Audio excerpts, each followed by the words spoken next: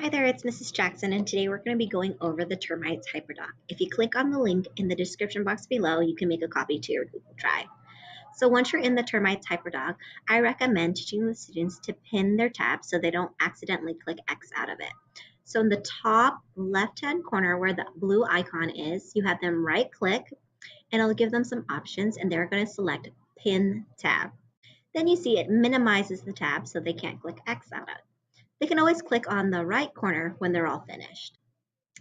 So the first part of the HyperDoc is they're going to activate their prior knowledge. They're going to begin by writing facts about what they know about termites. I've put 2 bullets here to signify to the students they need to write 2 facts about what they know about the termites. And that's also a good reference for them if they don't know where to start typing. I would say click next to the bullet and the cursor will appear. After they've activated their prior knowledge, they can then begin questioning. Again, here I put 2 bullets to signal to the student you need to write 2 questions. You can always add more bullets or take them away if you need to make modifications. The second part of this HyperDoc is laid out into 3 columns. You can have them start in any order, or you can assign going from left to right. All of the HyperDocs have links, and the links are going to be in blue font and underlined. If the students click on the link, another link will show up, and the pointer finger icon will come up. They can click on the link, and it'll take them to a different page with more information on the termites. I like using National Geographic for Kids because it has a lot of pictures that they can scroll through, and the readability is friendly.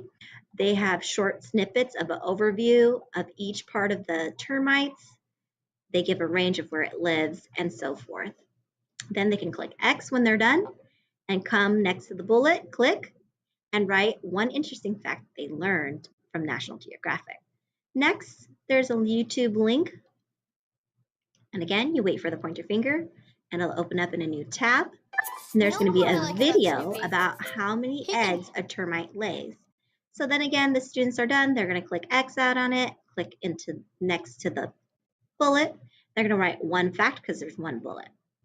The last part of this page has another link to a Nat Geo video about termites' eggs. Let's go inside. And the students watch it, and I recommend finding videos that are a minute or 2 minutes, no longer, so they can retain their attention.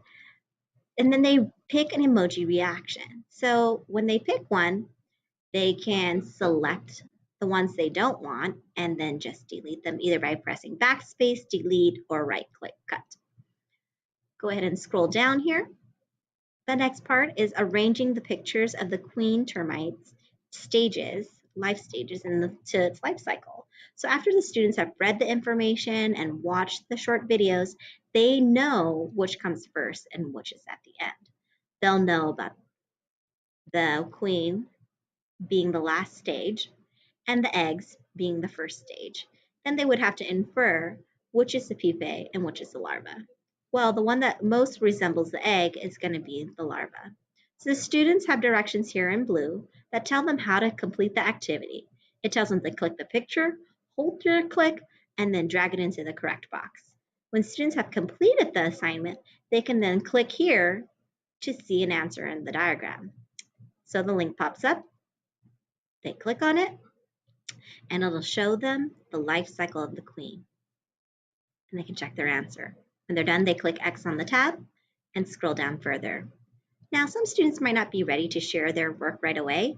You can have students switch seats and they can look on each other's HyperDocs, or they can use this blue button here in the corner, share, and type in any emails of their classmates they want to send it to.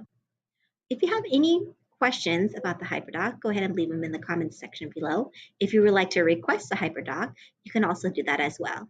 Thanks for watching.